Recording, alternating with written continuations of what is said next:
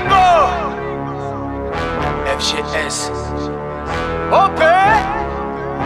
Yo, salutations mes humains, c'est OP, j'espère que vous allez bien et bienvenue sur ma chaîne YouTube. On se retrouve pour l'avant-match. Paris Saint-Germain, FC Nantes, 15e journée de Ligue 1. Déjà, nous allons souhaiter la bienvenue aux nouveaux actionnaires, les Amerlocs de chez Arctos. Ah.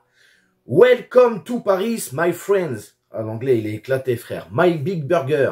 C'est tout ce que je sais dire. Demain, je vais à New York, je suis mort, frérot. Oh, je vais me perdre dans la ville. Ça va être compliqué, frère. Bon, voilà, hein, comme tu le sais, hein, comme d'habitude, on s'abonne si ce n'est toujours pas fait. La petite clochette à côté, on clique dessus pour les notifications, le référencement. On met son plus beau pouce bleu et on lâche son petit commentaire. Les gars, on fait les stats des deux équipes, on parle de notre adversaire, le FC Nantes, et on finit avec nos Parisiens. Et on commence tout de suite avec les stats.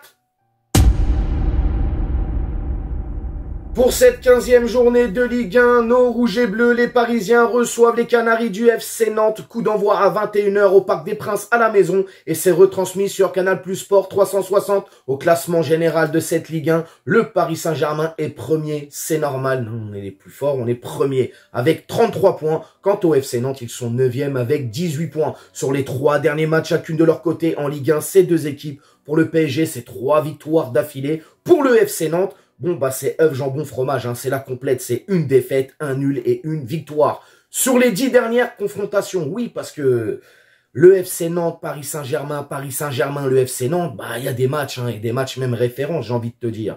Mais là, sur les 10 dernières confrontations, on est à 7 victoires parisiennes et 3 défaites. Donc, tu te doutes bien, c'est 3 victoires nantaises pour 7 défaites.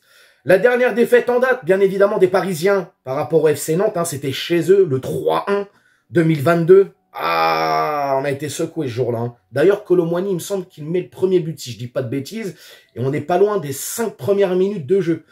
Ouais, Kolo Muani qui avait marqué ce jour-là, il me semble bien, si je dis pas de bêtises. Donc voilà les gars, c'était les stats. Maintenant, nous passons au FC Nantes. Alors, nos amis nantais avaient un coach en ce début de saison, en la personne de Pierre Aristui, hein, qui a quand même insufflé quelque chose de nouveau dans cette équipe. Déjà, le style de jeu, il y avait beaucoup de rigueur, beaucoup d'intensité. Défensivement, ça subissait moins.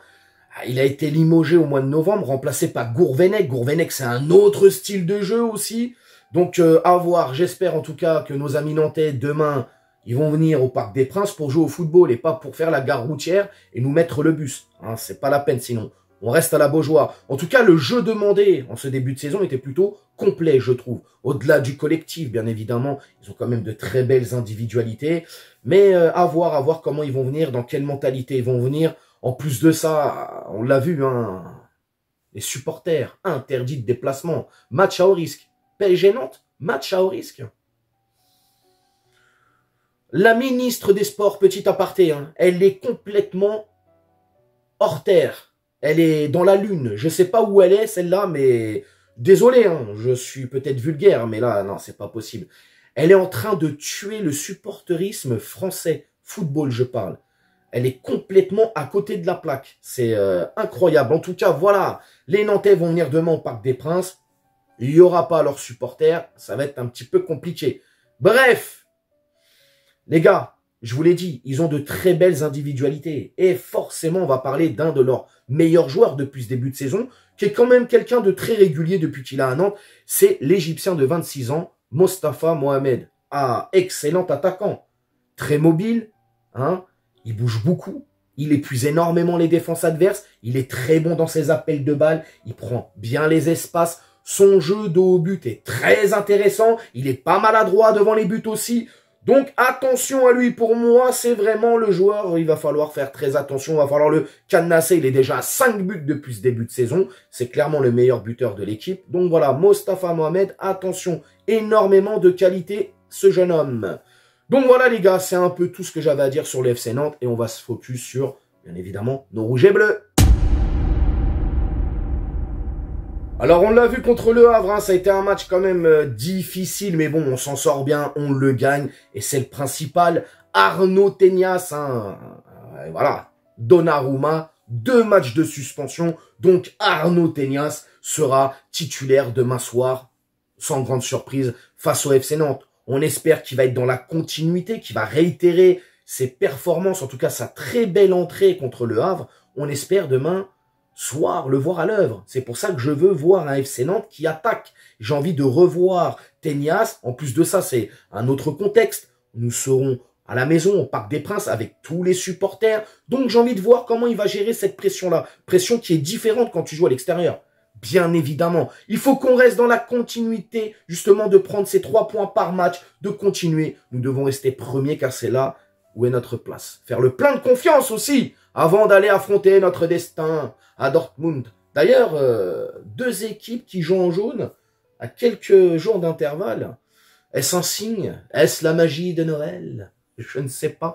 Ah, trêve de plaisanterie. Non, mais voilà, il faut que le Paris Saint-Germain gagne ce match demain, bien évidemment pour le mental, pour la confiance, pour se dire, ça y est, tranquillou, on vient de prendre les 3 points, on creuse un peu plus l'écart, on reste premier, et là, allons à Dortmund chercher cette victoire et cette qualification pour les 8e de finale de la Champions League.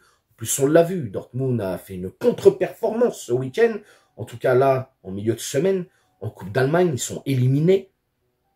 Ce soir ou demain, je crois, dans le week-end, ils jouent contre Leipzig. Ils ont énormément de blessés, donc il y a quelque chose à faire. Bref, le 11 de départ, si j'étais le coach du Paris Saint-Germain, le 11 de départ que je mettrais demain. Alors là, je pars en 4-2-4. Hein. Luis Enrique m'a appelé, m'a dit, écoute, ton 4-3-3, tu me mets de côté, c'est un 4-2-4 demain soir. Donc je pars en 4-2-4, les gars.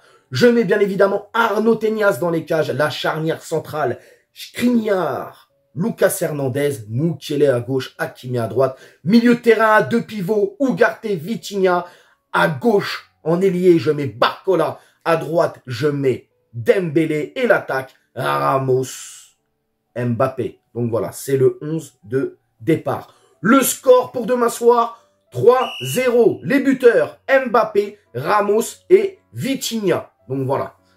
Mes humains, vous allez me dire comment vous sentez ce match, comment vous vous projetez.